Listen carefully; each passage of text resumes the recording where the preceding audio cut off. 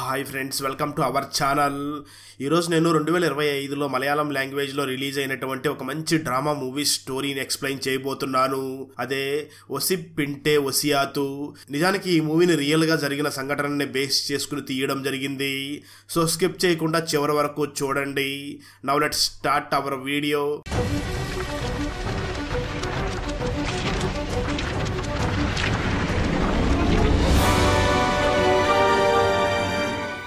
Open చేస్తే Michael మరియు George అనే ఇద్దరు అన్నదమ్ములు కూడా ప్రభుత్వ ఉద్యోగం చేస్తూ ఉంటారు.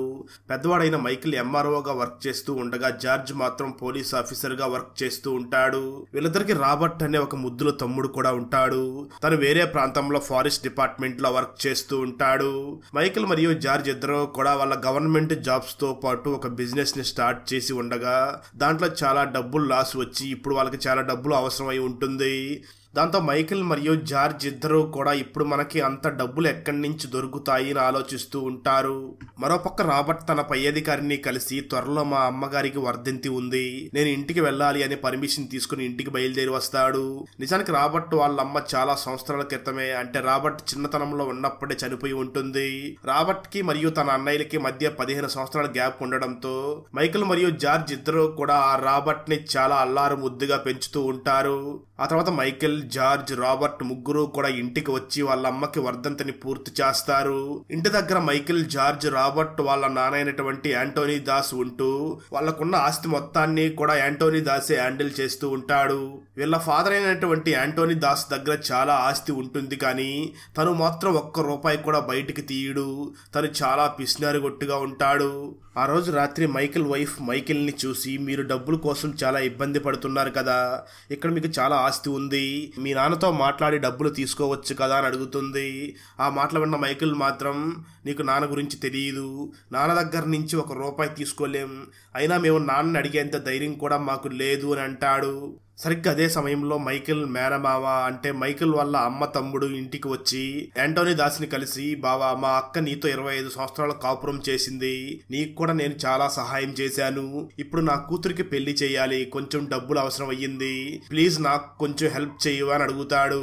ఆ మాటలు విన్న యాంటోనీ దాస్ మాత్రం, నేను కష్టపడి సంపాదించింది నీకు ఇవ్వడం కోసం కాదు, నేను ఎట్టి పరిస్థితుల్లో నీకు చిల్లి గవ్వ కూడా ఇవ్వను అని చెప్పి యాంటోనీ దాస్ తన బావమరిదిని తిట్టి అక్కడి నుంచి పంపించేస్తాడు. అయితే అక్కడే ఉన్న యాంటోనీ దాస్ లాయర్ కూడా యాంటోనీ దాస్ ని చూసి, మీ బావమరిదే కదా, కొంచెం సహాయం చేయవచ్చు కదా అని అడుగుతాడు. అయినప్పటికీ యాంటోనీ దాస్ మాత్రం, నేను ఇలాంటి వాళ్ళని నమ్మి 1 రూపాయి కూడా అప్పు ఇవ్వను అని అంటాడు. మరోపక్క మైకేల్ ఎంఆర్ఓగా వర్క్ చేస్తూ ఉండగా అక్కడికి 2 వ్యక్తులు ఒక బ్రోకర్ ని తీసుకుని వచ్చి, సార్, ఊరి చివర ఉన్నటువంటి ప్లేస్ లో మేము మట్టిని రాళ్ళు తవ్వుకుంటాం, మీరు మాకు కొంచెం పర్మిషన్ ఇవ్వండి అని అడుగుతారు. అయితే ఆ మాటలు విన్న మైకేల్ మాత్రం, మీరు అక్కడ అలా చెయ్యాలి అంటే ముందుగా కలెక్టర్ పర్మిషన్ కావాలి, నా పర్మిషన్ కాదు, మీరు వెంటనే ఇక్కడి నుంచి వెళ్ళిపోండి అని పంపిస్తాడు. మరోపక్క రాబర్ట్, ఇప్పుడు 2 వ్యక్తులు మట్టు తవ్వుకుంటామని ఒక బ్రోకర్ ని తీసుకుని వచ్చారు కదా, ఆ బ్రోకర్ కూతురైనటువంటి అంజలిని ప్రేమిస్తూ త్వరలోనే పెళ్లి చేసుకోవాలి అని అనుకుంటూ ఆ రాబర్ట్ ఊరికొచ్చిన ప్రతిసారి కూడా అంజలి దగ్గరికి వెళ్లి తనని కలిసి వస్తూ ఉంటాడు. మరోపక్క మైకేల్ మరియు జార్జ్ ఇద్దరు కూడా ఒక చోట మాట్లాడుకుంటూ, మనం బిజినెస్ లో భాగంగా ఒక వ్యక్తికి అడ్వాన్స్ ఇచ్చాం, త్వరలోనే తనకి డబ్బులు ఇవ్వాలి, అలా తనకి ఆ టైం లోపల డబ్బులు ఇవ్వకపోతే మనం ఇచ్చిన అడ్వాన్స్ కూడా మనకి తిరిగి రాదు, అలాగే మన బిజినెస్ గురించి బయటికి తెలిస్తే మన గవర్నమెంట్ జాబ్లు కూడా పోతాయి అని ఆలోచిస్తూ ఉంటారు. మరోపక్క ఊర్లో ఇల్లీగల్ గా మట్టిని రాళ్ళు తీసుకుని వెళ్లిపోతున్నారు అని ఊర్లో ఉన్న వాళ్ళందరూ కూడా ధర్నా చేస్తూ ఉంటారు. దానికి రాబర్ట్ నాయకత్వం వహిస్తూ ఉంటాడు. అయితే ఆ రాళ్లను తవ్వుకునే వాళ్ళు మాత్రం రాబర్ట్ ని చూసి, మేము పర్మిషన్ తీసుకుని వెళుతున్నాము అని అంటూ ఉంటారు. సరిగ్గా అదే సమయంలో పోలీస్ ఆఫీసర్ జార్జ్ అక్కడికి వచ్చి అక్కడ ఉన్న రాబర్ట్ ని కొట్టి, వెంటనే ఇంటికి పద అని తనని జీబ్ లో ఎక్కించుకుని అక్కడి నుంచి తీసుకుని వెళ్తాడు. అయితే జార్జ్ ఆవేశంలో రాబర్ట్ ని కొడతాడు, కానీ పొరపాటున తమ్ముడిని కొట్టేశాను అని చాలా బాధపడుతూ ఉంటాడు. మరోపక్క రాబర్ట్ మాత్రం వాళ్ళ అమ్మ సమాధి దగ్గరికి వెళ్లి చాలా బాధపడి ఏడుస్తూ ఉంటాడు. ఆ తర్వాత రాబర్ట్ మరియు అంజలి ఇద్దరు కూడా త్వరలోనే పెళ్లి చేసుకోవాలని డిసైడ్ అవుతారు. వెంటనే రాబర్ట్ అంజలిని తను ఉన్న హాస్టల్లో డ్రాప్ చేయడానికి వెళ్ళగా అక్కడే రాబర్ట్కి తన మేనమామ కనిపించి, నేను నా కూతురికి పెళ్లిని సెట్ చేశాను, నాకు ఒక 5 లక్షలు అవసరం ఉంది, నువ్వు మీ నాన్నని అడిగి లేదా నీ దగ్గర ఉంటే సర్దగలవా అని అడుగుతాడు. ఆ మాటలు విన్నటువంటి రాబర్ట్ మాత్రం తన మామను చూసి, నా దగ్గర అంత డబ్బులు లేవు, అయినా నేను నాన్నని అడిగే అంత ధైర్యం కూడా నా దగ్గర లేదు, సరే నేనే ఏదో ఒకటి చేస్తాను అని చెప్పి వెళ్ళిపోతాడు. నిజానికి గవర్నమెంట్ ఉద్యోగులు గవర్నమెంట్ కాంట్రాక్ట్ ని తీసుకోకూడదు అని ఒక రూల్ ఉండి ఉంటుంది. కానీ అవేమీ పట్టించుకోకుండా మైకేల్ మరియు జార్జిలు ఇద్దరు కూడా గవర్నమెంట్ కాంట్రాక్ట్ ని తీసుకుని దాంట్లోనే లాస్ వచ్చి చాలా ఇబ్బందులు పడుతూ ఉంటారు. మైకేల్ మరియు జార్జ్ ఇద్దరు కూడా లెక్కలు వేసుకుని ₹1.5 కోటి ఉంటే మనం ఈ సమస్య నుంచి బయట పడగలమని అనుకుంటూ ఉంటారు. మరోపక్క రాబర్ట్ ఆ ఊర్లో ఉన్నటువంటి తన ఫ్రెండ్ ని పిలిచి, నా మేనమామ తన కూతురు పెళ్లి చేస్తున్నాడు, తనకి ఒక 5 లక్షలు కావాలి, నీ దగ్గర ఉంటే ఏమైనా సర్దగలవా అని అడుగుతాడు. అయితే రాబర్ట్ ఫ్రెండ్ మాత్రం రాబర్ట్ ని చూసి, నా దగ్గర అంత డబ్బులు లేవు, అయినా మీ నాన్న దగ్గర చాలా డబ్బులు ఉన్నాయి కదా, మీ నాన్న నిన్ను చాలా ఇష్టపడి ప్రేమిస్తూ ఉంటాడు, నువ్వు తననే డబ్బులు అడుగు అని చెప్పి అక్కడి నుంచి వెళ్ళిపోతాడు. మరోపక్క మైకేల్ మరియు జార్జిలు ఇద్దరూ కూడా వాళ్ళ వైఫులతో మాట్లాడుతూ, మనం ఈ సమస్య నుంచి బయటపడాలి అంటే 1.5 కోటి అవసరం ఉంటుంది, లేదంటే ఈ గవర్నమెంట్ జాబ్లు కూడా పోతాయి, ఇంకా మనకు వేరే ఆప్షన్ లేదు, మనం ఇద్దరం కూడా నాన్న దగ్గరికి వెళ్ళి అడుగుదాము అని డిసైడ్ అవుతారు. అయితే ఆ తర్వాత రాబర్ట్ వెంటనే కొంచెం ధైర్యం చేసి తన నాన్న అయినటువంటి యాంటోనీ దాస్ దగ్గరికి వెళ్ళి, మేనమామ తన కూతురు పెళ్లిని సెట్ చేసుకున్నాడు, తనకి ఒక 5 లక్షలు అవసరం అయ్యింది, కొంచెం 5 లక్షలు సహాయం చేస్తావా అని అడుగుతాడు. ఆ మాటలు విన్న యాంటోనీ దాస్ రాబర్ట్ ని చూసి, వాడు నన్ను అడిగాడు, నేను వాడిని తిట్టి పంపించేశాను, ఇప్పుడు నీ దగ్గరికి వచ్చి అడుగుతున్నాడా, అలాంటి వాడికి డబ్బులు సహాయం చేస్తే తిరిగి రావు, నువ్వు ఇలాంటి డీలింగ్స్ చెయ్యకు అని తిట్టి పంపించేస్తాడు. దాంతో రాబర్ట్ నాన్న దగ్గర నుంచి రూపాయి కూడా తీసుకోలేము అని అక్కడి నుంచి వెళ్ళిపోతాడు. ఆ తర్వాత కొద్దిసేపటి తర్వాత మైకేల్ మరియు జార్జ్ ఇద్దరు కూడా యాంటోనీ దాస్ దగ్గరికి వచ్చి, నాన్న మేము బిజినెస్ పెట్టాం, అందులో లాస్ వచ్చింది, మేము ఆ సమస్య నుంచి బయటపడాలి అంటే మాకు ₹1.5 కోటి అవసరం ఉంది, లేదంటే మా జాబులు కూడా పోతాయి అని అంటారు. ఆ మాటలు విన్న యాంటోనీ దాస్ ఒక్కసారిగా షాక్ అయ్యి, ఏంటి ₹1.5 అని అంటాడు. దాంతో మైకేల్ మరియు జార్జ్ ఇద్దరు కూడా యాంటోనీ దాస్ ని, ప్లీజ్ నాన్న మమ్మల్ని ఈ సమస్య నుంచి బయటపడయ్యి అని బ్రతిమలాడతారు. దాంతో యాంటోనీ దాస్ మైకేల్ మరియు జార్జిని చూసి, సరే అయితే నేను ఒకసారి దీని గురించి ఆలోచిస్తాను, మీరు ఇక్కడి నుంచి ఇంటికి వెళ్ళండి, మీ వైఫ్లు వెయిట్ చేస్తూ ఉంటారు అని అంటాడు. దాంతో మైకేల్ మరియు జార్జ్ ఖచ్చితంగా ఈ సమస్య సాల్వ్ అవుతుంది అని అక్కడి నుంచి చాలా ఆనందంగా వెళుతూ ఒక ప్లేస్ లో కూర్చుని ఆనందంగా మందు తాగుతూ ఉంటారు. అలా మందు తాగుతున్న మైకేల్ మరియు జార్జ్లు ఇద్దరు కూడా వాళ్ళ అమ్మను గుర్తు చేసుకుని, అమ్మ బ్రతికి ఉంటే మనకు ఇన్ని సమస్యలు వచ్చేవి కాదు అని అనుకుంటూ ఉంటారు. దానికి మైకేల్ జార్జిని చూసి, నువ్వు కరెక్ట్గానే చెప్పావు, ఎందుకంటే మనం ఎప్పుడూ కూడా సొంతంగా ఏ నిర్ణయం తీసుకోలేదు, అన్ని నాన్న దగ్గరుండి ఆలోచించి చేసేవాడు, ఆఖరికి మన పెళ్లి కూడా నానే దగ్గరుండి చేశాడు, మనకి ఎటువంటి ప్రాబ్లం లేదు, కానీ ఫస్ట్ టైం మనం ఆలోచించి ఇంట్లో చెప్పకుండా ఈ బిజినెస్ చేయడం వల్ల ఈ సమస్యలు వచ్చాయి అని అంటాడు. అలా మైకేల్ జార్జ్ ఇద్దరు కూడా మాట్లాడుకుని తాగుతూ ఉండగా సరిగ్గా అదే సమయంలో వాళ్ళ గోడౌన్లో నుంచి ఎవరో ఒక వ్యక్తి ఏదో దొంగతనం చేసి వెళుతున్నట్లుగా అనిపిస్తుంది. ఆ వ్యక్తి ఫుల్గా బ్లాక్ క్లాత్ చుట్టుకుని పారిపోతూ ఉంటాడు. అది చూసిన మైకేల్ మరియు జార్జ్ ఇద్దరు కూడా ఆ వ్యక్తి వెంట పడగా ఆ వ్యక్తి మాత్రం అక్కడి నుంచి తప్పించుకుని పారిపోతూ ఉండడంతో పోలీస్ ఆఫీసర్ అయినటువంటి జార్జ్ వెంటనే ఒక రాయి తీసుకుని ఆ బ్లాక్ క్లాత్లు వేసుకుని వెళ్లిపోతున్నటువంటి ఆ వ్యక్తి మీదకి ఇసురుతాడు. దాంతో ఆ రాయి తగిలి అక్కడ పారిపోతున్న వ్యక్తి సడన్ గా కింద పడిపోతాడు. మైకేల్ మరియు జార్జ్ వెంటనే ఆ వ్యక్తి దగ్గరికి వెళ్లి క్లాత్ తీసి చూడగా ట్విస్ట్ ఏమిటి అంటే అక్కడ ఉన్నది మరి ఎవరో కాదు, ఆ జార్జ్ మరియు మైకేల్ లా ముద్దుల తమ్ముడైనటువంటి రాబర్టే అక్కడ ఉంటాడు. మరొక ట్విస్ట్ ఏమిటి అంటే ఆ జార్జ్ కొట్టిన దెబ్బకి ఆ రాబర్ట్ అక్కడికక్కడే చనిపోయి ఉంటాడు. రాబర్ట్ చనిపోయాడు అని తెలుసుకున్నటువంటి పెద్దన్నయ్య మైకేల్ చాలా బాధతో గట్టిగా అరవడంతో జార్జ్ వెంటనే మైకేల్ నోరు మూసి, నువ్వు ఏడవకు, తమ్ముడిని చంపాలని నేను చంపలేదు, ఈ విషయం బయటికి తెలిస్తే మన జాబులన్నీ పోతాయి, ఇక్కడే తమ్ముడు బాడీని పాతి పెట్టేస్తామని చెప్పి మైకేల్ మరియు జార్జ్ ఇద్దరు కూడా అక్కడే పాతి పెడతారు. ఆ కార్యక్రమం అంతటిని కూడా పోలీస్ ఆఫీసర్ అయినటువంటి జార్జ్ దగ్గరుండి ఎవరికి అనుమానం రాకుండా తన తమ్ముడు డెడ్ బాడీని అడవిలోనే పాతి పెట్టి అక్కడి నుంచి ఇంటికి వెళ్ళిపోతారు. ఇంటికి వచ్చినప్పటి నుంచి కూడా వాళ్ళ తమ్ముడిని వాళ్ళ చేతులారా చంపేశామని మైకేల్ మరియు జార్జ్ ఇద్దరు కూడా చాలా కుమిలిపోతూ ఏడుస్తూ ఉంటారు. వాళ్ళ వైఫ్లు వాళ్ళని ఎందుకు డల్గా ఉన్నారు అని అడిగినప్పటికీ రీజన్ చెప్పలేక ఇంకా కుమిలిపోయి ఏడుస్తూ ఉంటారు. మరోపక్క అంజలి ఆ రాబర్ట్ కి మెసేజ్లు ఫోన్ చేస్తూ ఉంటుంది, కానీ రిప్లై ఇవ్వకపోవడంతో తనకు ఒక మెసేజ్ ని పెట్టి, ఈ మెసేజ్ నువ్వు వినగానే నాకు ఫోన్ చెయ్యి అని మెసేజ్ పెడుతుంది. మరోపక్క తమ్ముడు చనిపోయాడు అని ఆ మైకేల్ చాలా బాధపడుతూ ఉంటాడు. జార్జ్ మైకేల్ దగ్గరికి వచ్చి, అన్న తమ్ముడు చనిపోయాడన్న బాధ నాకు కూడా ఉంది, కానీ ఆ బాధ కనిపిస్తే మన మీద అందరికీ డౌట్ వస్తుంది, అసలు మనకేమీ తెలియదు అన్నట్లుగా ప్రవర్తించు అని అంటూ ఉంటాడు. మరోపక్క అంజలి ఫాదర్ యాంటోనీ దాస్ దగ్గరికి వచ్చి, మా అమ్మాయి అంజలి మీ రాబర్ట్ కి ఫోన్ చేసిందంట, కానీ తన ఫోన్ లిఫ్ట్ చేయడం లేదు, అసలు ఆ ఫోన్ పని చేయడం లేదంట, తను ఎలా ఉన్నాడో కనుక్కుని రమ్మంది అని చెప్తాడు. ఆ మాటలు విన్న యాంటోనీ, ఏంటి రాబర్ట్ ఫోన్ పని చేయడం లేదా అని షాక్ అవుతాడు. సరిగ్గా అదే సమయంలో జార్జ్ దగ్గరికి తన మేనమామ వచ్చి, నేను రాబర్ట్కి పెళ్లి ఖర్చులకి 5 లక్షలు అరేంజ్ చేయమని చెప్పాను. ఆ తర్వాత నుంచి తను ఫోన్ చేయడం లేదు, తను ఎక్కడ ఉన్నాడో కూడా నాకు తెలియడం లేదు అని అంటాడు. ఆ మాటలు విన్న జార్జ్ తన మేనమామను చూసి, నువ్వేమీ బాధపడకు, నీకు కావలసిన 5 లక్షల్ని నేను అరేంజ్ చేస్తాను, నువ్వు జాగ్రత్తగా ఇంటికి వెళ్ళు అని అంటాడు.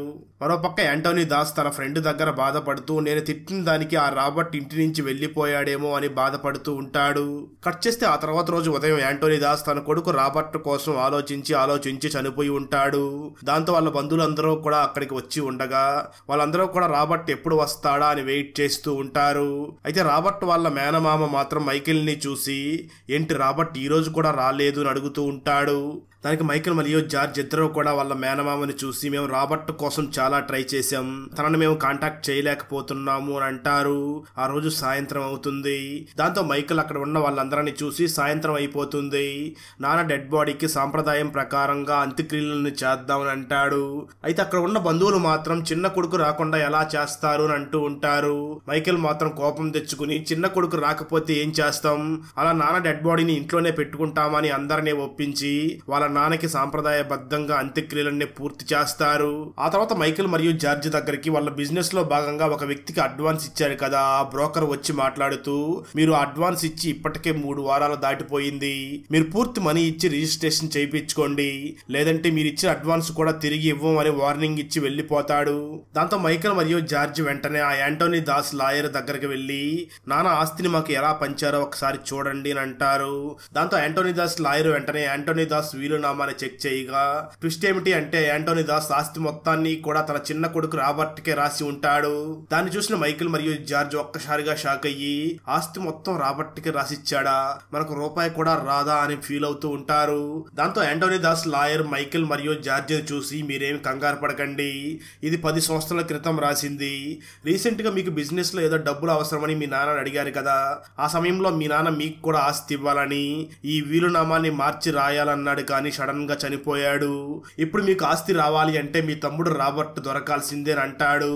దాంతో మైకేల్ మనకు ఆస్తి రాదా అంటూ మైకేల్ మరియు జార్జ్ ఇద్దరు కూడా వాళ్ళ మామ దగ్గరికి వెళ్లి జరిగిందంతా చెప్తారు. దాంతో జార్జ్ వాళ్ళ మేనమామ మాట్లాడుతూ, నువ్వు ఆల్రెడీ ఒక పోలీస్ కదా, మీ తమ్ముడు కేసును నువ్వే డీల్ చేయి, ఎంత తొందరగా నువ్వు మీ తమ్ముడిని కనిపెడితే మీ ఇద్దరికి ఆస్తిలో వాటా వస్తుంది అని చెప్పి వెళ్లిపోతాడు. అయితే ఆ పోలీస్ ఆఫీసర్ జార్జ్ మాత్రం తన తమ్ముడు కేసుని చాలా స్లోగా ఎంక్వైరీ చేస్తూ ఉంటాడు. అంటే నిజానికి ఆ జార్జ్ తన తమ్ముడు కేసుని సాల్వ్ చేయడానికి ప్రయత్నిస్తున్నట్లుగా యాక్టింగ్ చేస్తూ ఉంటాడు. ఆ యాక్టింగ్ లో భాగంగా ఆ జార్జ్ రాబర్ట్ వాళ్ళ ఫ్రెండ్ ని పిలిచి, నువ్వు నా తమ్ముడిని చివరిసారిగా ఎప్పుడు కలిసావు అని అడుగుతాడు. దానికి రాబర్ట్ ఫ్రెండ్ జార్జ్ ని చూసి మాట్లాడుతూ, నిజానికి రాబర్ట్ మీ మేనమామ కూతురి పెళ్లికి 5 లక్షలు సర్దాలనుకున్నాడు, కానీ మీ నాన్నని ఆ డబ్బులు అడగ్గా మీ నాన్న ఇవ్వకపోవడంతో తను మీ గోడౌన్ లో ఉన్న యాలక్కాయల్ని దొంగతనంగా తీసుకుని వచ్చి నా చేత అమ్మిచ్చాడు, అవి కూడా సరిపోకపోవడంతో మళ్ళీ 2 బస్తాలు యాలక్కాయలు తీసుకుని వస్తాను అని మీ గోడౌన్ కి వెళ్ళాడు, ఆ తర్వాత ఏం జరిగిందో నాకు తెలియదు అని అంటాడు. అంటే నిజానికి రాబర్ట్ వాళ్ళ మేనమామ కూతురు పెళ్లి జరిపించడం కోసం గోడౌన్ లోకి ఆ యాలక్కాయలు దొంగతనం చేయడం కోసం వెళ్లి పొరపాటున మైకేల్ మరియు జార్జ్ చేతిలో చనిపోయి ఉంటాడు. జార్జ్ వాళ్ళ మేనమామ మాత్రం జార్జ్ ఎందుకు ఈ కేసుని సీరియస్ గా ఎంక్వైరీ చేయడం లేదు అని ఫీల్ అయ్యి, ఆ జార్జ్ మీద తన మేనమామకి డౌట్ వచ్చి వెంటనే తను ఆ జార్జ్ పై ఆఫీసర్ దగ్గరికి వెళ్లి కంప్లైంట్ ఇస్తాడు. దాంతో జార్జ్ పై ఆఫీసర్ జార్జ్ ని పిలిచి, నువ్వు మీ తమ్ముడు కేసుని సరిగ్గా డీల్ చేయడం లేదని నీ మీద కంప్లైంట్ ఇచ్చారు, సో నువ్వు ఈ కేసు నుంచి తప్పుకో, ఈ కేసుని నేను దివ్య అనే ఒక పోలీస్ ఆఫీసర్ కి ఇస్తున్నాను అంటాడు. దాంతో పోలీస్ ఆఫీసర్ దివ్య ఈ కేసుని డీల్ చేయడం మొదలుపెట్టి ఈ కేసులో ఇన్వాల్వ్ అయి ఉన్న అందరినీ కూడా ఎంక్వైరీ చేయడం మొదలు పెడుతుంది. అయితే ఆ తర్వాత తన తమ్ముడు చనిపోయాడు అని మైకేల్ చాలా బాధపడుతూ ఉండడంతో మైకేల్ వైఫ్ మైకేల్ ని చూసి, ఎందుకు నువ్వు అంతగా బాధపడుతున్నావు, అసలు ఏం జరిగిందో చెప్పు అని అడుగుతుంది. దాంతో మైకేల్ తన మనసులో ఉన్న బాధ మొత్తం, అంటే జరిగిందంతా కూడా తన వైఫ్ కి చెప్తాడు. అది మొత్తం విన్నటువంటి మైకేల్ వైఫ్ మైకేల్ ని చూసి, తప్పు చేసింది నీ తమ్ముడే కదా, నిజం చెప్పేవచ్చు కదా, లేదంటే అనవసరంగా నువ్వు కూడా జైలుకి వెళ్తావు అని అంటుంది. అయితే ఆ మాటలు విన్న మైకేల్ మాత్రం, నేను నా తమ్ముడిని ఈ శిక్షలో విధించి నేను ఎలా ప్రశాంతంగా ఉండగలను, నేను నా తమ్ముడి మీద నింద వెయ్యలేను అని అంటూ ఉంటాడు. అయితే ఆ మైకేల్ వైఫ్ మాత్రం, నువ్వు అలా చేయకపోతే నీతో పాటు నేను నా కూతురు ఇద్దరం కూడా ఇబ్బంది పడతాం, నువ్వు నా మాట వినట్లేదు కాబట్టి నేను నా పుట్టింటికి వెళ్లిపోతున్నాను అని తన కూతుర్ని తీసుకుని పుట్టింటికి వెళ్లిపోతుంది. మరోపక్క ఈ కేసుని హ్యాండిల్ చేస్తున్న పోలీస్ ఆఫీసర్ దివ్య రకరకాలుగా ఎంక్వైరీ చేసి వెంటనే తన పై ఆఫీసర్ దగ్గరికి వెళ్ళి మాట్లాడుతూ, నాకు ఈ రాబర్ట్ కేసులో వాళ్ళ అన్నయ్యలైనటువంటి మైకిల్ మరియు జార్జ్ మీదనే డౌట్గా ఉంది. ఎందుకంటే ఈ రాబర్ట్ కనిపించకుండా పోయిన తర్వాత ఆ రాబర్ట్కి చాలా మంది చాలా సార్లు ఫోన్ చేశారు, కానీ మైకిల్ మరియు జార్జ్ మాత్రం అసలు రాబర్ట్కి ఒక్కసారి కూడా ఫోన్ చేయలేదు. అంటే వీళ్ళే ఏదో దాస్తున్నారు అని అంటుంది. మరోపక్క జార్జ్ వాళ్ళ అన్నయ్య అయినటువంటి మైకిల్ దగ్గరికి వచ్చి, రాబర్ట్ బాడీని అక్కడి నుంచి తీసి వేరే చోట పెట్టి పోలీసులకు దొరికేలాగా చేద్దాం, అలా చేస్తే మనం ఈ కేసులో నుంచి బయటపడగలం. అంటే నా ప్లాన్ ఏమిటి అంటే, ఇంతకుముందు రాబర్ట్ ఊరిలో మట్టిని మరియు రాళ్ళని స్మగ్లింగ్ చేస్తున్న వాళ్ళతో గొడవ చేశాడు కదా, వాళ్ళే ఇతన్ని చంపారు అని, ఎక్కడైతే ఈ మట్టిని తవ్వే వాళ్ళు ఉన్నారో అక్కడే రాబర్ట్ శవాన్ని ఉంచేద్దాం. దాంతో ఈ రాబర్ట్ని చంపిన కేసు అక్కడ అక్రమంగా మట్టిని తవ్వుతున్న వాళ్ళ మీదకి వెళ్ళిపోతుంది. అలాగే రాబర్ట్ బాడీ దొరికింది కాబట్టి మనకి ఆస్తి కూడా వస్తుంది, దాంతో మన ప్రాబ్లమ్స్ అన్ని కూడా సాల్వ్ అవుతాయి అని అంటాడు. మరోపక్క పోలీస్ ఆఫీసర్ దివ్య చనిపోయినటువంటి ఆ రాబర్ట్ ఇంటి దగ్గరికి వెళ్ళి మొత్తం వెతుకుతూ ఉంటుంది. అప్పుడే అక్కడ దివ్యకి ఒక స్మార్ట్ వాచ్ కనిపిస్తుంది. దివ్య అక్కడ ఉన్న ఫొటోస్ అన్ని చూస్తూ ఉండగా ఆ వాచ్ మైకిల్ చేతికి ఉన్నట్లుగా గుర్తించి వెంటనే ఆ స్మార్ట్ వాచ్ని మొత్తం చెక్ చేస్తుంది. ఆ స్మార్ట్ వాచ్లో ఎప్పుడైతే ఆ రాబర్ట్ చనిపోయాడో ఆ రోజు రాత్రి సమయంలో ఆ మైకిల్ గుండె ఒక 10 నిమిషాల పాటు చాలా వేగంగా కొట్టుకుని ఉన్నట్లుగా రికార్డ్ అయి ఉంటుంది. దాన్ని చూసిన దివ్య, ఆ రాత్రి సమయంలో మైకిల్ గుండె ఎందుకు అంత వేగంగా కొట్టుకుని ఉంటుంది, తను నిజానికి దేనికన్నా భయపడి ఉండాలి, లేదా ఎక్కడికైనా ఒక 10 నిమిషాల పాటు వేగంగా పరిగెట్టి ఉండాలి, అంటే ఖచ్చితంగా మైకిల్ మరియు జార్జ్లు ఏదో దాచిపెడుతున్నారు అని ఆ పోలీస్ ఆఫీసర్ దివ్యకి తన అనుమానం బలపడుతుంది. దాంతో దివ్య వెంటనే అతి కష్టం మీద మైకిల్ దగ్గరికి వెళ్లి తనని విచారించడం మొదలు పెడుతుంది. దాంతో అప్పటికే మైకిల్ తన తమ్ముడు చనిపోయాడు అని చాలా బాధపడుతూ ఉంటాడు. దాంతో మైకిల్ వెంటనే పోలీస్ ఆఫీసర్ దివ్యకి జరిగిందంతా చెప్పడం మొదలుపెట్టి, నేనే పొరపాటున దొంగ అనుకుని ఆ రాబర్ట్ ని కొట్టాను, తను చనిపోయాడు, నేను కావాలని ఇలా చెయ్యలేదు, ఇది మొత్తం చేసింది నేనే, ఇందులో జార్జ్కి ఎటువంటి కనెక్షన్ లేదు అని అంటాడు. సరిగ్గా అదే సమయంలో జార్జ్ అక్కడికి వచ్చి తన అన్నయ్య మైకిల్ ని చూసి, ఎందుకు తప్పు మొత్తం నీ మీద వేసుకున్నావని కళ్ళతోనే సైగ చేస్తాడు. మైకిల్ వెంటనే ఆ జార్జిని చూసి, నాకేమైనా పర్వాలేదు, నువ్వు మాత్రం సంతోషంగా ఉండు అని చెప్పి తను అక్కడి నుంచి జైలుకి వెళ్తాడు. అలా జార్జ్ ఆ రాబర్ట్ ని చంపినప్పటికీ జార్జ్ జైలుకి వెళ్ళకూడదు అని మైకిల్ తప్పు మొత్తం కూడా తన మీదే వేసుకుని జార్జ్ ని కాపాడడం కోసం తను జైలుకి వెళ్తాడు. ఇది మొత్తం చూసిన జార్జ్ చాలా కుమిలిపోతూ ఉంటాడు. మరోపక్క అంజలి కూడా రాబర్ట్ ఇంకా తిరిగి రాడు అని చాలా బాధపడుతూ ఉంటుంది. అక్కడతో ఈ మూవీ అయిపోతుంది. ఫ్రెండ్స్, వీడియో నచ్చినట్లయితే లైక్ చేసి ఒక చిన్న కామెంట్ చేస్తే మాకు నెక్స్ట్ వీడియో చేయడానికి ఎంకరేజింగ్ గా ఉంటుంది. అలాగే ఛానల్ ని సబ్స్క్రైబ్ చేసి పక్కనే ఉన్న బెల్ ఐకాన్ ని క్లిక్ చేసి సపోర్ట్ చేయండి. Thanks for watching. జై హింద్.